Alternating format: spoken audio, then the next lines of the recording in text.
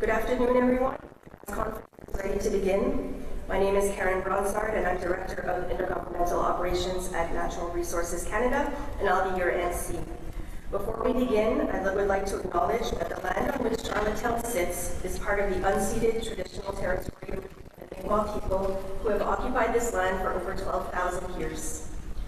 I would like to welcome everyone to the press conference to conclude the 2025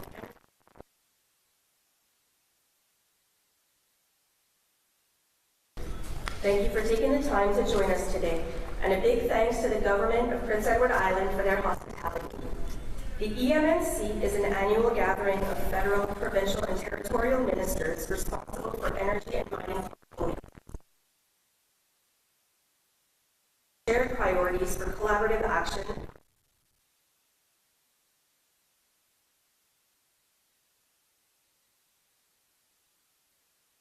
that have happened over the past 3 days. We will begin with remarks by both ministers, followed by an answer period. Je m'appelle Karen Bronsard et je suis la directrice des opérations intergouvernementales à Ressources naturelles Canada.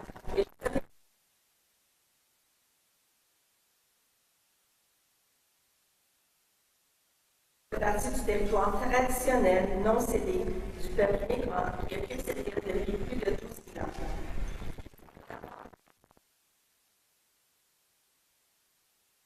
Conférence de presse.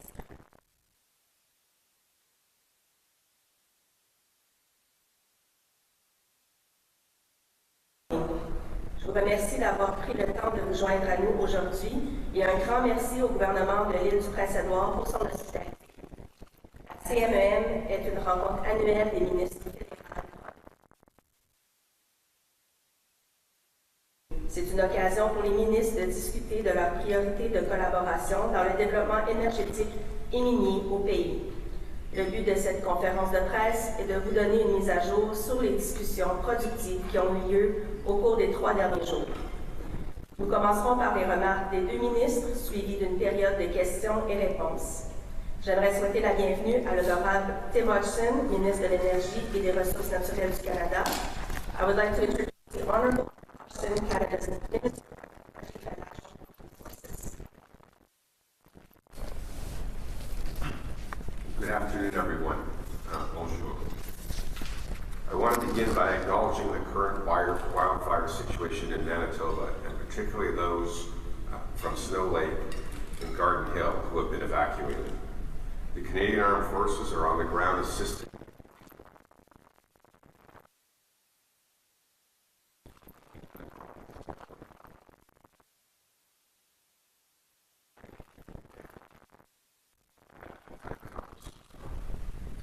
at this difficult time for Canada, a time where 13 jurisdictions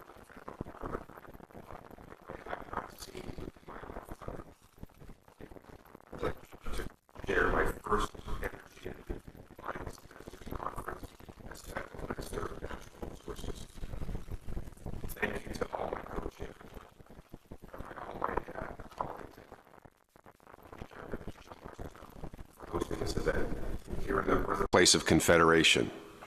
It's hard to think of a better place to spend a few summer days than Charlottetown. Your hospitality has been fantastic.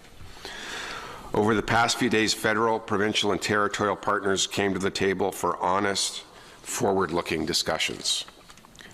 We also had productive exchanges with national and regional Indigenous leaders, and we're privileged to hear their thoughts on how to transform how we think about Indigenous partnerships in major projects. Let's be clear, Indigenous peoples are not just participants in our economy, they are rights holders. They are the original stewards of the land. They are governments. They are builders. If we are serious about retooling our economy, then economic reconciliation must be front and center. From advancing one project, one review, to reducing duplication and advancing new infrastructure, the goals of this meeting were clear. We need to build faster, strengthen regional economies, advance economic reconciliation and clean growth, enhance Canada's global competitiveness, and secure our rightful place as an energy and resource superpower. If this sounds ambitious, that's because it is. But the federal government cannot do it alone. What is clear, and only more so given the letter Canada received last night from the President of the United States, is we must work together as one Canada and be Canada strong. On the federal side, to begin making this vision a reality, just 2 weeks ago, we passed the One Canadian Economy Act, a nation-building piece of legislation that will ensure Canada builds the strongest economy in the G7. It is an important step towards improving Canada's productivity growth, economic competitiveness, and crucially, regulatory certainty.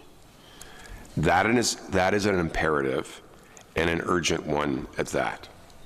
Because let's face it, global economies and markets are more volatile than they've been at any time since the Second World War. President Trump's tariffs are disrupting trade and impacting our natural resources, energy, mining, manufacturing, and many other sectors. However, despite what the President may say, Canada has many important cards in these negotiations. And many of those cards, the most important ones, are energy and natural resources. At the G7, it was abundantly clear. Canada has the energy and minerals the world wants. That is why in Kananaskis, Canada led the way in forming an agreement to take decisive action to respond to supply chain vulnerabilities through the Critical Minerals Action Plan. This includes the recently announced Critical Minerals Production Alliance, which will help to mobilize capital, reduce dependence on non-democratic suppliers, and reward countries like Canada who mine the right way with high environmental and labor standards. Following on that, at this year's EMMC, ministers agreed to identify priority critical mineral projects that could be leveraged by the Critical Minerals Production Alliance. This will further position Canada as a leader in disrupting non-allied dominance in the sector by de-risking projects, enhancing certainty, and supporting economically viable production. We will also take steps to strengthen mineral title policies to protect Canada's mineral potential and our national security. Finally, all 13 jurisdictions in Canada agreed to work together to use artificial intelligence to strengthen Canada's geoscience data assets to support critical mineral exploration and attract additional investment. After all, as the Prime Minister says, we can give ourselves more than anyone else can take away.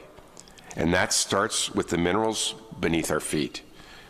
To serve as a model, we partnered today with the Northwest Territories on a pilot project to scan, digitize, and analyze drill core from their collection to highlight new areas of high critical mineral potential, especially in the Northwest Territories' Slave Geological Province, one of Canada's most promising regions for mineral exploration and critical mineral development. These core scans and their associated data will be available through a centralized digital platform, helping to reduce exploration risk, reevaluate existing discoveries, spur investment, and accelerate new mineral development, all without further land disturbance. We are also having advanced conversations with British Columbia and Ontario, and I expect to have more to share in the coming days on this. A key part of our discussions also centered around building major projects. There was consensus that we can and we must do better together to get things built and grow our economy, both to access new markets and furnish domestic resilience. To keep this momentum going, energy and mining ministers will come together again in the fall to ensure progress on key initiatives, including Canada's progress on designating projects of national interest under the One Canadian Economy Act. Let me close with this. Canada is, at its core, an energy and mining nation. It touches, in a different way, every single part of this country. In 1858, the first major oil discovery in North America occurred in Oil Springs, Ontario, where James Miller Williams drilled the continent's first commercial oil well, leading to incorporation of Canada's first oil company. 40 years later and further west, the Klondike Gold Rush drew tens of thousands north into the Yukon, a place most of the world saw simply as frigid wilderness. But after less than 10 years, the Yukon's first hydro plant was developed to power gold dredges near Dawson City. At the time, hydroelectric power was just beginning to spread around the world. Yet Canada, with its rushing rivers and glacier-fed lakes, had already begun harnessing water to generate electricity. By 1910, we had become one of the largest producers of hydroelectricity in the world. Canadian ingenuity is harnessing hydropower while was also taking off in Quebec and powering new industries that changed the face of that province. In 1901, the first ingot of Canadian aluminum was cast in Shawinigan, the oldest still in existence smelting complex in North America. Using hydroelectric power, industrial production at this complex on the St. Maurice River began a new era of heavy industry and established the long-standing alliance between the hydroelectric and aluminum industries. By the 1940s, Canada had added uranium to its growing portfolio, and mines in the Northwest Territories became essential to the Allied nuclear program in World War II, supplying uranium under top-secret agreements to support our fight against the Axis powers. Post-war, discoveries of significant deposits in Saskatchewan clinched our spot as the leading mining and nuclear energy country in the world. Then came Alberta. It was 1947, and after drilling 133 dry holes in a row, Imperial Oil was about to abandon oil exploration altogether. Leduc No. 1, about 15 kilometers west of Edmonton, and more than 80 kilometers from any previous drilling sites, was one of the 6 last chance wells of the company. But when they struck oil there on a chilly February morning, it marked the dawn of Canada's modern oil era, leading to further discoveries that transformed the province into a major oil producer and moved Canada away from relying on the U.S. and towards self-sufficiency. Smaller provinces have played an outsized role in this country's energy and mining story. Prince Edward Island has emerged as a national leader in renewable power, with fully 99% of its power generation on the island coming from wind farms. In fact, there are several times a year where PEI is producing so much renewable power that the province has traditionally needed to import. It has now become an energy exporter. I could go on and speak how every single one of the 13 provinces and territories has a story when it comes to energy and natural resources, but I don't think you all want to hear me talk for that long. However, the reason I mention all this is to show how deeply embedded energy and natural resources are in the story of Canada, a country we all deeply love. That means I see my job as Minister of Energy and Natural Resources as not just about industry, but also about national unity. As the Prime Minister has said, we can give ourselves more than any country can take away. Our resources give us tinder and kindling. Our innovation and workers are the fuel. Now it's time for all 13 governments and the federal government to come together and light a match and start Canada's progress. To start to build big things again in a responsible, environmentally conscious way. To use our resources to create prosperity that will lift all boats so every single Canadian, no matter where they live, can have a good education, a roof over their head, a stable job, and most importantly, a fair shot. We will act, we will deliver, and we will show results for Canadian workers, businesses, and communities. Canada will no longer be defined by delay. We will be defined by delivery. Together, we will rise to this challenge. Thank you, merci, and I'll turn it over to my colleague.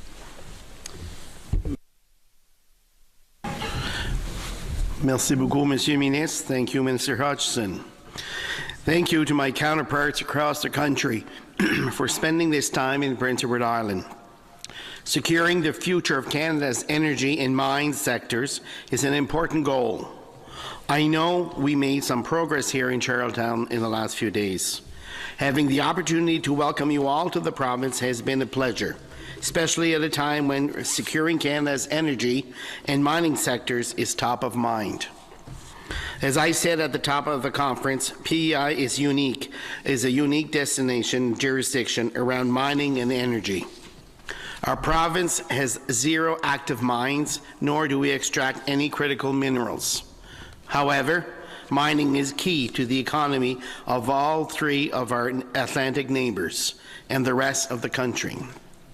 And we rely on our neighbours, Nova Scotia, Newfoundland, and New Brunswick, along with the rest of Canada, to fuel our tourism economy, assist with our energy needs, and buy our unique to PEI products and services. PEI works hard to make the most out of the energy sources we do have, like wind and solar. And we are working hard on energy efficiency because the cheapest form of energy is the energy you never need to use. Another way PEI is working toward a sustainable future is through our work to become a clean tech hub through the Clean Tech Academy in Georgetown, Prince Edward Island. Our province's 4 wind farms provide emission-free electricity for island consumers. We are currently expanding our Eastern Kings wind farm, and this expansion will deliver enough energy to power 10,000 homes. However, we know that the sun doesn't always shine and the wind is unreliable, even in PEI. This fall, I will be releasing a new energy strategy for the province, which will map out PEI's approach to energy over the next 10 years. I know this strategy will rely on partnerships with our neighbours. I am looking forward to incorporating what I've learned here this week in that strategy. The discussions here today have laid the framework for a more secure energy future for PEI, and I hope the same is true for the other provinces and territories. My key takeaways for me from this conference are: we are all very passionate about Canada and maintaining a strong economy. We are all affected by the inconsistent messaging regarding tariffs from our southern neighbour. I think it's safe to say we are all supportive of taking a Team Canada approach by accelerating major projects in a responsible and inclusive manner.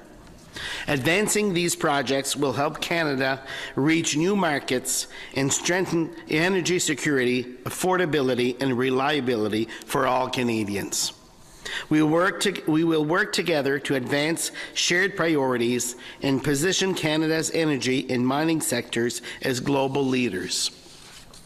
What we achieved here this week, I hope, has set the country up for a new and exciting chapter for energy, mines, and all Canadians.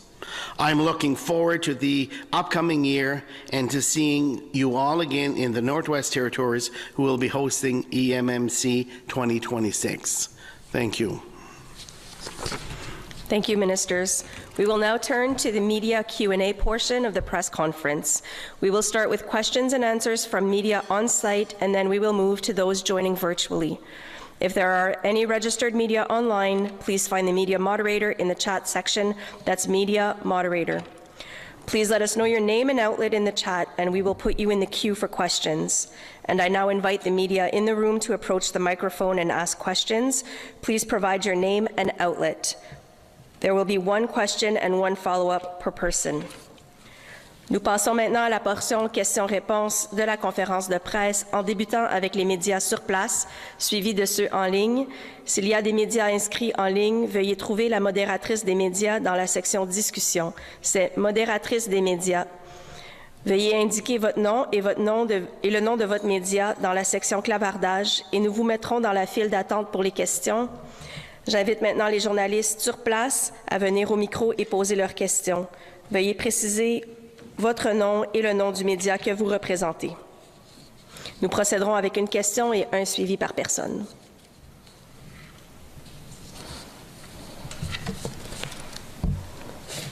Hi, Gwyneth Egan, CBC News. My first question, is the July 21st goal for a new deal with the United States still achievable? If you could answer in English and French, please.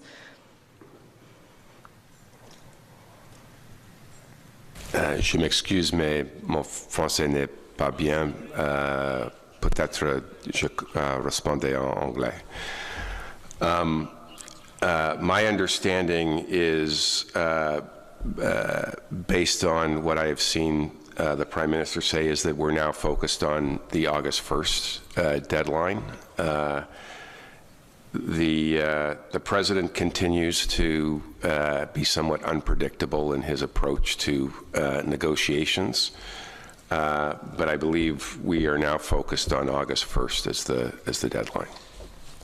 And a follow-up question, if you could answer in English and French, please, is when will the government announce more counter tariffs, and is supply management something Canada is willing to budge on?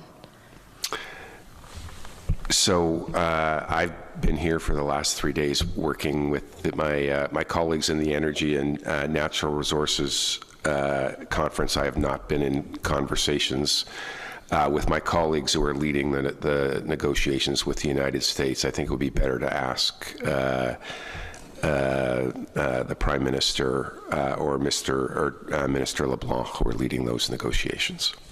Thank you. Frédéric Camarano de Radio-Canada. So Minister Hodgson, I'm wondering if during the conference there was any discussion about diversification of energy products, of markets, because many of it today is going to the United States. So if we produce more, are we going to keep sending it to the United States, or are we working on other markets? I think it's very clear from all of the Prime Minister's comments, from my comments, and all of the conversation we've had today, is we are about creating a stronger Canada. A stronger Canada is able to trade with all of our allies, all of the trading partners who think like us, not just our allies across our southern border. That is good for Canada. That makes Canada stronger. The infrastructure that we are looking at creates more options for Canada, and that is what we were focused on in much of the conversation today. Arsenault, je me demandais, qu'est-ce que vous pouvez nous dire en français sur le plan que vous allez dévoiler à l'automne et le rôle que va jouer l'île du Prince-Édouard dans, disons, ce renouveau dans le monde de l'énergie pour le Canada? Merci. Merci pour la question.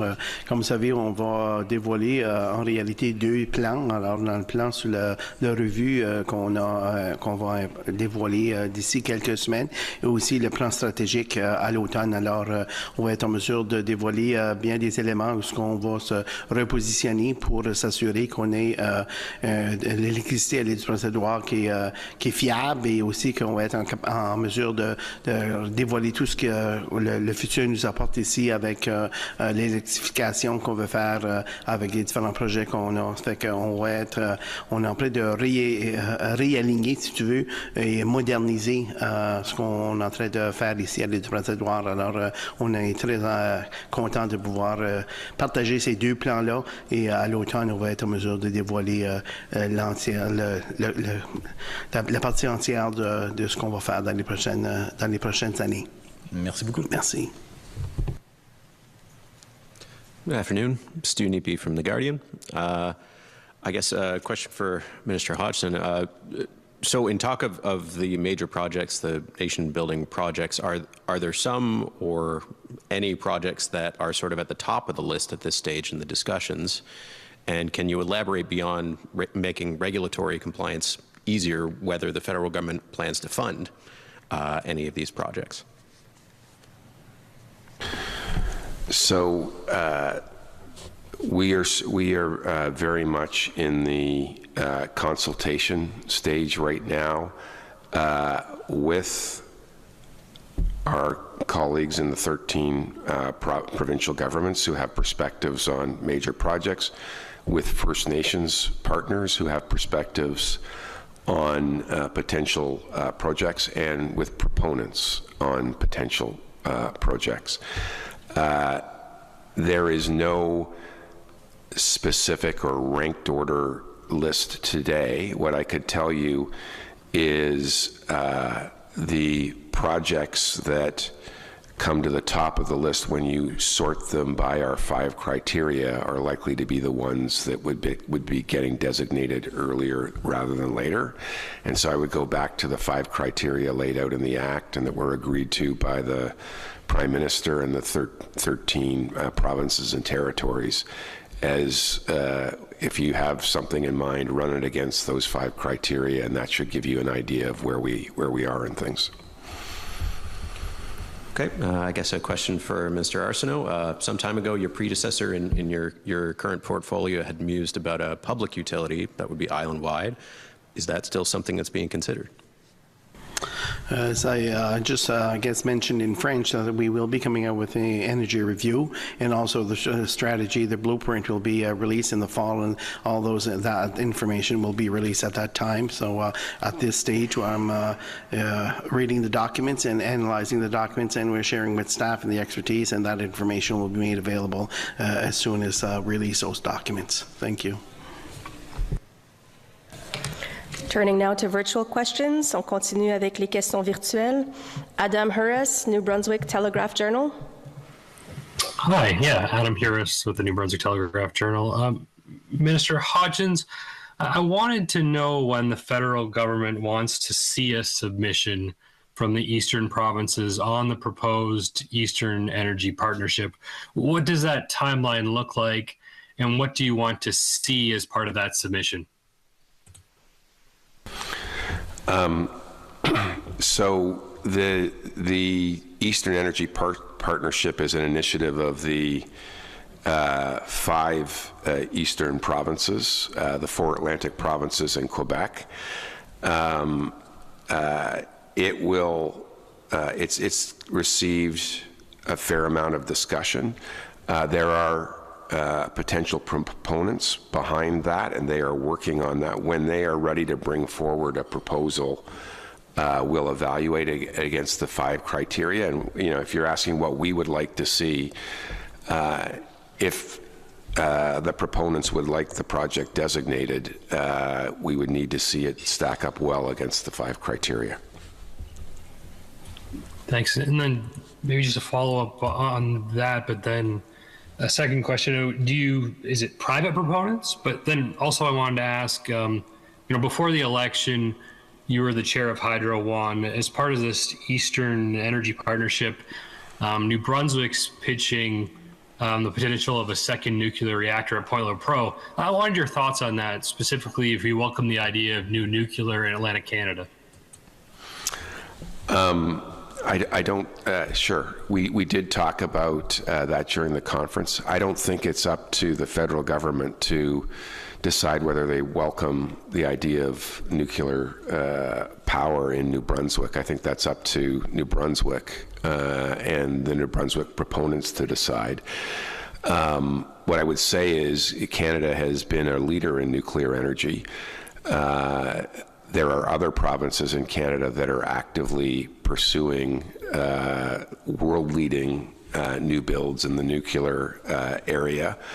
And it was clear there are a number of provinces that are thinking about the potential for nuclear energy to be incremental baseload power in a world where the demand for electricity is increasing. So if that's something that New Brunswick wants to explore, and bring forward, we would welcome the opportunity to look at it, evaluate it against the 5 criteria, and if they were looking for feedback, we would happily give it to them and look at whatever else needs to be done. Can you just get a quick clarification on whether it's private proponents that you're hearing from behind this larger scheme? It's a combination of premiers and private proponents, yes. Thank you. Thank you. Next, we have Rahim Mohammed, National Post, Ottawa. Hi, Mr. Hodgson. Thank you for taking our questions. In light of President Trump's letter yesterday and the prospect of 35% tariffs, can you say whether an oil and gas export tax is on the table as a possible retaliatory measure? And would you, under any circumstances, support an oil and gas export tax as a retaliatory measure? Again, as I said in response to an earlier question, for the last 3 days I've been here at the EMMC working with my provincial and territorial colleagues. The negotiations with the United States are being led by the Prime Minister and Minister LeBlanc. I think that's a question that's best put to them because they're the ones leading that negotiation. I suspect what they would tell you is they're going to do those negotiations in private. Would you be seeking or would you support seeking either an energy carve-out or a sort of reduced tariff on energy exports like we saw in March as part of the tariff negotiations? Again, I'm not leading those discussions. Those are being led by the Prime Minister and Minister LeBlanc, and I think it's best to put those questions to them. At this time, there are no further questions. We'll give it about 20 seconds. Il n'y a plus de questions présentement. On attendra 20 secondes environ.